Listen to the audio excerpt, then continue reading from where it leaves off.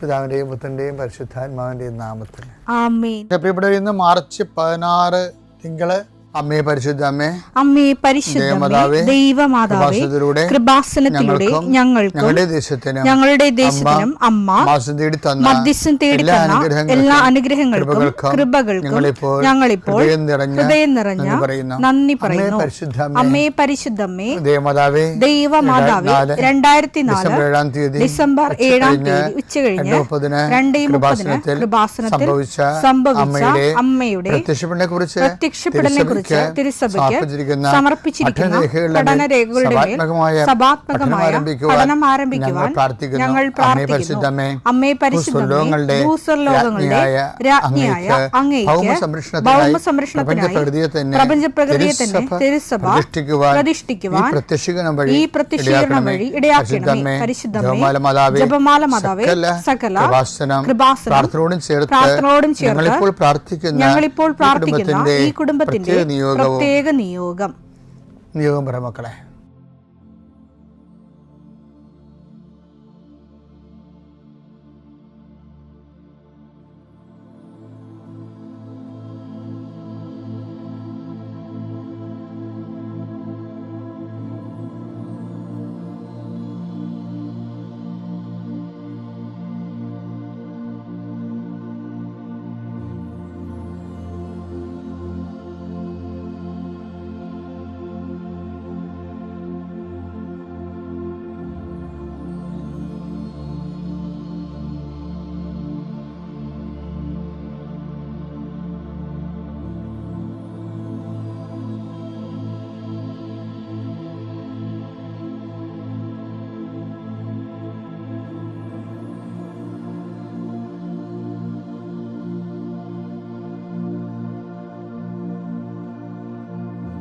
അമ്മയുടെ പ്രത്യക്ഷീകരണത്തിന്റെ ഈ അനുഗ്രഹവേളയിൽ ഞങ്ങൾക്ക് സാധിച്ചു തരുവാൻ കനിയണമേ.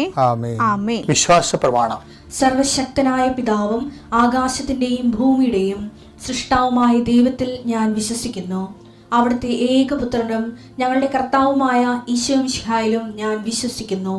ഈ പുത്രൻ പരിശുദ്ധാത്മാവിനാൽ ഗർഭസ്ഥനായി കന്യകാമറിയത്തിൽ നിന്ന് പിറന്ന് പൊന്തിയോസ് പീലാത്തോസിന്റെ കാലത്ത് പീഡകൾ സഹിച്ച് കുരിശിൽ തറയ്ക്കപ്പെട്ട് മരിച്ച് അടക്കപ്പെട്ട് പാതാളങ്ങളിൽ ഇറങ്ങി മരിച്ചവരുടെ ഇടയിൽ നിന്ന് 3-ാം നാൾ ഉയർത്ത് സ്വർഗത്തിലേക്ക് എഴുന്നള്ളി സർവശക്തിയുള്ള പിതാവായ ദൈവത്തിന്റെ വലതുഭാഗത്തിരിക്കുന്നു. അവിടെ നിന്ന് ജീവിക്കുന്നവരെയും മരിച്ചവരെയും വിധിക്കുവാൻ വരുമെന്നും ഞാൻ വിശ്വസിക്കുന്നു. പരിശുദ്ധാത്മാവിലും ഞാൻ വിശ്വസിക്കുന്നു. വിശുദ്ധ കത്തോലിക്കാ സഭയിലും പുണ്യവാന്മാരുടെ ഐക്യത്തിലും പാപങ്ങളുടെ മോചനത്തിലും ശരീരത്തിന്റെ ഉയർപ്പിലും നിത്യമായ ജീവിതത്തിലും ഞാൻ വിശ്വസിക്കുന്നു. ആമേൻ. സ്വർഗ്ഗസ്ഥനായ ഞങ്ങളുടെ പിതാവേ, അങ്ങയുടെ നാമം പൂജിതമാകണമേ. അങ്ങയുടെ രാജ്യം വരണമേ. അങ്ങയുടെ തിരുമനസ് സ്വർഗത്തിലെ പോലെ ഭൂമിയിലും ആകണമേ. അന്നു വേണ്ടുന്ന ആഹാരം ഇന്ന് ഞങ്ങൾക്ക് തരണമേ. ഞങ്ങളോട് തെറ്റ് ചെയ്യുന്നവരോട് ഞങ്ങൾ ക്ഷമിക്കുന്നത് പോലെ ഞങ്ങളുടെ തെറ്റുകൾ ഞങ്ങളോടും ക്ഷമിക്കണമേ. ഞങ്ങളെ പ്രലോഭനത്തിൽ ഉൾപ്പെടുത്തരുതേ, തിന്മയിൽ ഞങ്ങൾ രക്ഷിക്കണമേ. ആമേൻ. നന്മ നിറഞ്ഞ മറിയമേ, സ്വസ്തി. കർത്താവ് അങ്ങയുടെ കൂടെ സ്ത്രീകളിൽ അങ്ങ് അനുഗ്രഹിക്കപ്പെട്ടവളാകുന്നു. അങ്ങയുടെ ഉദരത്തിൻ ഫലമായി ഈശോ അനുഗ്രഹിക്കപ്പെട്ടവനാകുന്നു. പരിശുദ്ധ മറിയമേ, തമ്പുരാന്റെ അമ്മേ, പാപികളായ ഞങ്ങൾക്ക് വേണ്ടി ഇപ്പോഴും ഞങ്ങളുടെ മരണസമയത്തും തമ്പുരാനോട് അപേക്ഷിക്കണമേ. ആമേൻ. കർത്താവേ, നിന്റെ ഉന്നതമായ നാമത്തിന് സ്തോത്രം ചെയ്യുന്നു. കർത്താവേ, നിന്റെ വിശുദ്ധ പൗരോഹിത്യത്തെ മഹത്വപ്പെടുത്തണമേ. കർത്താവേ, സഭയിലുള്ള സാന്നിധ്യം പ്രകടമാക്കണമേ.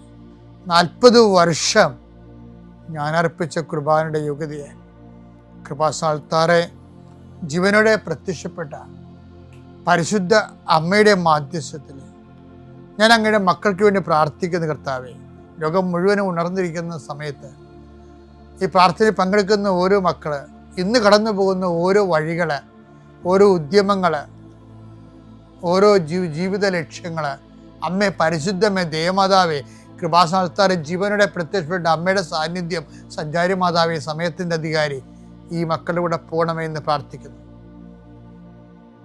പരീക്ഷയ്ക്ക് പോകുന്നവരെ എല്ലാ കുഞ്ഞുങ്ങളെയും ഞാൻ സമർപ്പിച്ച് പ്രാർത്ഥിക്കുന്നു. പരീക്ഷയ്ക്ക് പോകുന്ന, ഇന്ന് പരീക്ഷ എഴുതുന്ന എല്ലാ മക്കളെയും അവർ പഠിച്ചിരിക്കുന്ന മനസ്സിൽ ഓർത്തിരിക്കാനും ഓർത്തിരിക്കുന്ന പരീക്ഷയെ പ്രതിഫലിപ്പിക്കുവാനും പരീക്ഷ എഴുതുന്ന എല്ലാ മക്കളെയും, പരീക്ഷയ്ക്ക് പഠിച്ചുകൊണ്ടിരിക്കുന്ന മക്കളെയും കർത്താവിൻ്റെ നാമത്തിൽ ആശീർവദിക്കുന്നു. നിങ്ങളുടെ കഴിവിൻ്റെ അപ്പുറം ദൈവത്തിൻ്റെ കൃപ പ്രവർത്തിച്ചുകൊണ്ട് ഉന്നതമായ വിജയം കൈവരിക്കാൻ കർത്താവ് നിങ്ങൾ അനുഗ്രഹിക്കട്ടെ. കർത്താവെ, ജോലിയില്ലാത്തവർ, സാമ്പത്തിക കടങ്ങളിൽപ്പെട്ടിരിക്കുന്നവർ, കലഹങ്ങളുള്ളവർ, കുടുംബത്തിൽ പലതരത്തിലുള്ള വഴക്കുകളും അസമാധാനം നിലനിൽക്കുന്നവർ, രോഗികൾ, പീഡിതർ, ആശുപത്രിയിൽ നിന്ന് ഇതുവരെ പോരാത്തവർ, ഓപ്പറേഷൻ നിശ്ചയിച്ചിരിക്കുന്നവർ, ടെസ്റ്റിന് കൊടുത്തിരിക്കുന്നവർ, കൾച്ചറിന് കൊടുത്തിരിക്കുന്നവർ, ബയോപ്സി കൊടുത്തിരിക്കുന്നവർ, കർത്താവിൻ്റെ ഉന്നതമായ നാമത്തിൽ ദൈവത്തിലെ ഞാൻ മാതാവിൻ്റെ മധ്യസ്ഥത്തിൽ യേശുക്രിസ്തു നിന്നെ ആശീർവദിക്കുന്നു.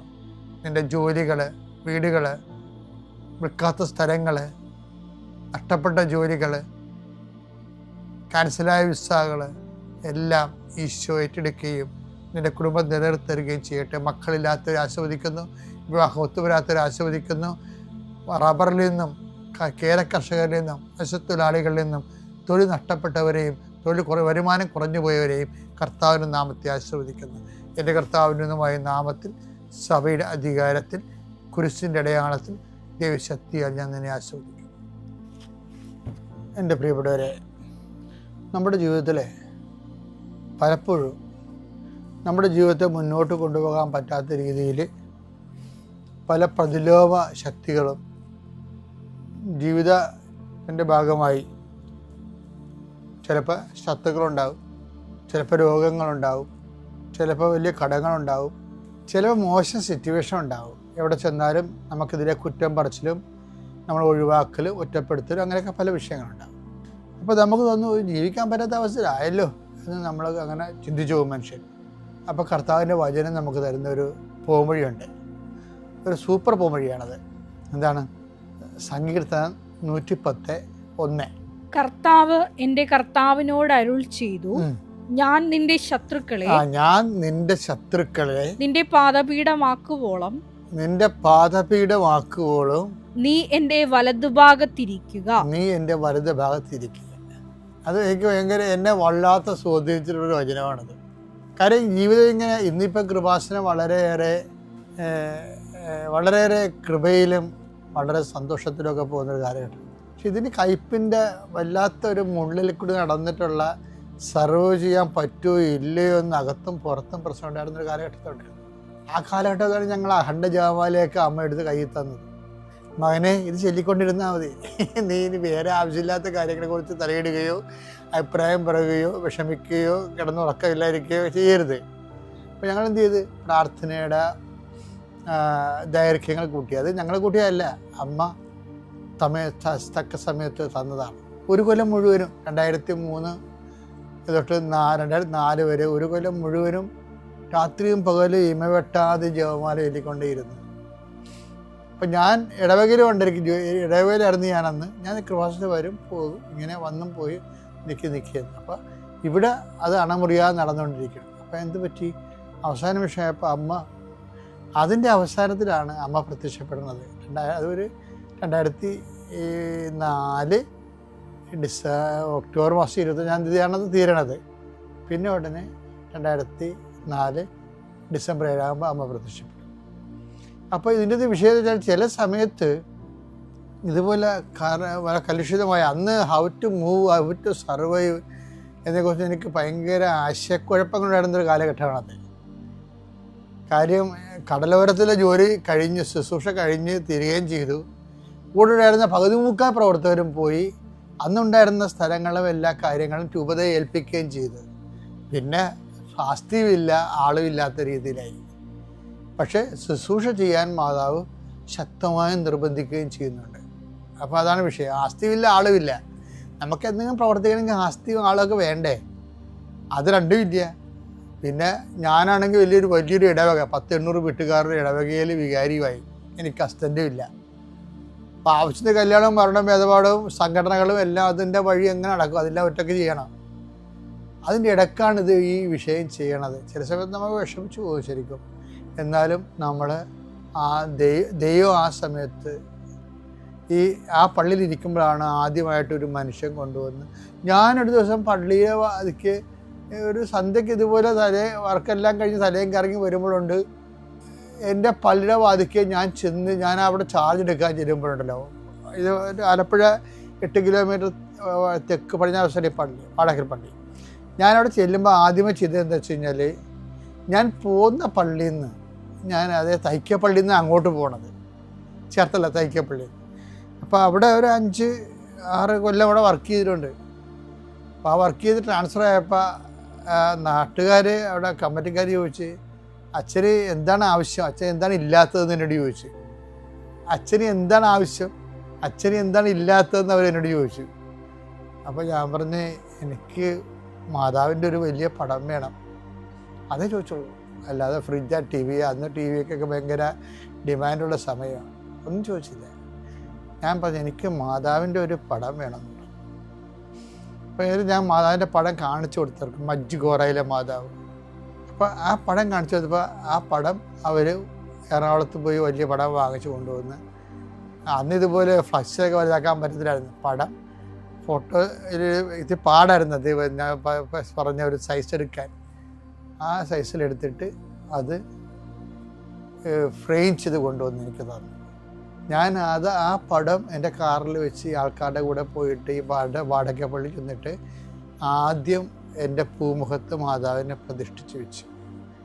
എന്നിട്ടാണ് ഞാൻ അകത്ത് കയറണത്. അതിൻ്റെ അകത്ത് അതായത്, ഞാൻ നിൻ്റെ ശത്രുക്കളെ നിൻ്റെ വലതുഭാഗത്ത് നിൻ്റെ കാൽച്ചുവട്ടിൽ ആക്കുന്നവരെ നീ എൻ്റെ വലതുഭാഗത്തിരിക്കാൻ പറയും. അത് കറക്റ്റാണ്. ഞാൻ സമയമില്ലാത്തതുകൊണ്ട് തൽക്കാലം ഇത്തിരി ചുരുക്കുകയാണ്. അതിനുശേഷമാണ് കൃപാസനത്തിൻ്റെ 2ാം ഘട്ടം തുടങ്ങുന്നത്. അതാണ് നമ്മൾ ഇന്ന് കാണുന്ന അവസ്ഥയിലെത്തിയിരിക്കുന്നത്. അപ്പോൾ ഇതിനൊരു 0- പോയിൻ്റ് ഉണ്ടായിരുന്നു. അന്ന് കൂടെ ഉണ്ടായിരുന്നത് അമ്മയിലുള്ള വിശ്വാസവും നീണ്ട ജപമാലകളുമാണ്. ഇന്ന് സഭയ്ക്ക് എന്താ സംഭവിച്ചതെന്ന് ചോദിച്ചു കഴിഞ്ഞാൽ, സഭ ഒരിക്കലും എനിക്ക് മനസ്സിലായത്, സഭയിൽ 50 കൊല്ലമായി ഞാനിപ്പോൾ ജീവിക്കണം, 10 കൊല്ലം സെമിനാരിൽ, 40 കൊല്ലം ശുശ്രൂഷയിലും. എനിക്ക് മനസ്സിലായിരിക്കണത്, സഭ ക്രൈസിസ് ടൈമിനെ ഒരിക്കലും പ്രാർത്ഥന ചുരുക്കരുത്.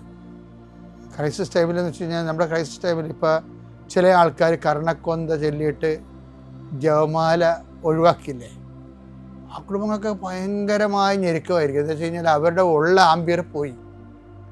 കർണക്കൊന്ത സഭയുടെ കൊന്തയാണ്, പക്ഷേ അതിനൊരിക്കലും ജപമാലയെ കുടുംബപ്രാർത്ഥന സബ്സ്റ്റിറ്റ്യൂട്ട് ചെയ്യരുത്. കർണക്കൊന്ത കുടുംബപ്രാർത്ഥനയാണെന്ന് സഭ ഒരിക്കലും പറഞ്ഞിട്ടുമില്ല. അതൊരു പ്രൈവറ്റ് ഡിവോഷനാണ്. മറ്റത് കുടുംബപ്രാർത്ഥനയുടെ ഭാഗമായിട്ട് നമ്മൾ ചെല്ലണതാണ്. അത് ഉടനെ ജപമാല എടുത്തിട്ട്, അപ്പം ഞങ്ങളെന്താ ചെയ്തത്, ഞങ്ങളുടെ ഒരു ക്രൈസിസ് ടൈമിൽ ജപമാല പോരെന്ന് അമ്മ എന്നോട് പറഞ്ഞു. അങ്ങനെയാണ് ഞാൻ വരുമ്പോൾ ഞാൻ പ്രതിഷ്ഠിച്ച മാതാവിൻ്റെ ആ കടലപ്പടിയിൽ, ആ മാതാവ് ഫസ്റ്റിൽ 1000 മണി ജപമാല കിടക്കണം. അത്ഭുതമായിട്ട് കിടന്നൊന്നുമല്ല. സീവറെന്ന് പറഞ്ഞൊരു സഹോദരൻ എന്നെ കാണാൻ വന്നപ്പോൾ ഏതോ ഒരു ധ്യാന കേന്ദ്രത്തിൽ പോയി പ്രാർത്ഥിച്ചപ്പോൾ അവിടെ അത് സ്വീകരിക്കത്തില്ലെന്ന് പറഞ്ഞു. ഒരു ബ്രദറിൽ നിന്ന് പ്രാർത്ഥിച്ച ബേവിച്ചൻ ശാന്തംപാറ, ആ ധ്യാന കേന്ദ്രത്തിൽ ഇരുന്ന് അദ്ദേഹം പ്രാർത്ഥിച്ചപ്പോൾ അവിടെ അത് സ്വീകരിക്കത്തില്ല എന്ന് പറഞ്ഞുകൊണ്ട് റിജക്റ്റാക്കി, അദ്ദേഹത്തെ പറഞ്ഞു വിട്ടു അവിടെ നിന്ന്. അപ്പോൾ അദ്ദേഹമാണ് ഈ ജപമാല കൊടുത്തത്. അദ്ദേഹം എന്നെ കൊണ്ടുവന്ന് തരാൻ വേണ്ടി അമ്മ പറഞ്ഞു. എൻ്റെ അടുത്തപ്പോൾ ഞാനില്ല, ഞാൻ വരുമ്പോൾ കിടക്കണത് ആളുമില്ല, ജപമാല കിടപ്പുണ്ട്. ഞാൻ അവിടെ എടുത്ത ജപമാല പിറ്റേ ദിവസം ഒരു ആത്മഹത്യ നടന്ന് എൻ്റെ ഇടവക. അപ്പോൾ എനിക്ക് ഭയങ്കര സങ്കടമായി.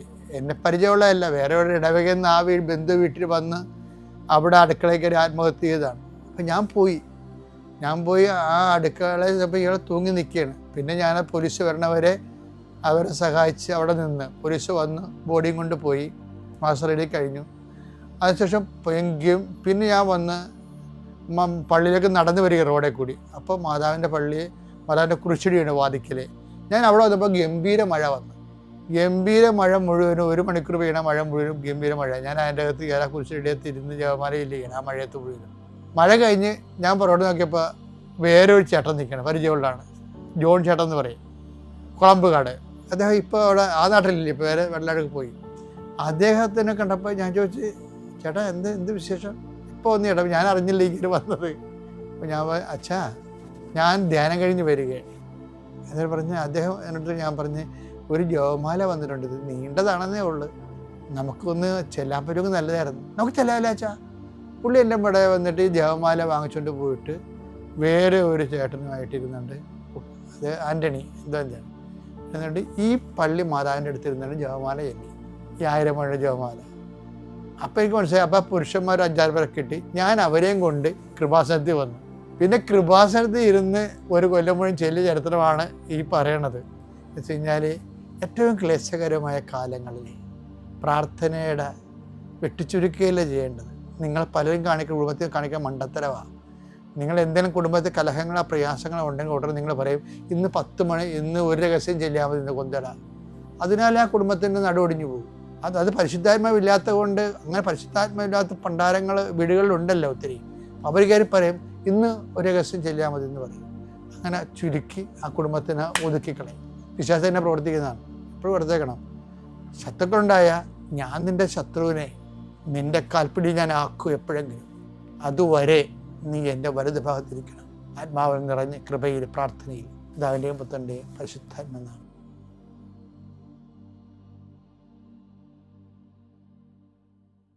അത്യപൂർവ ദൈവാനുഭവങ്ങൾ ഇനി നിങ്ങൾക്കും സ്വന്തം.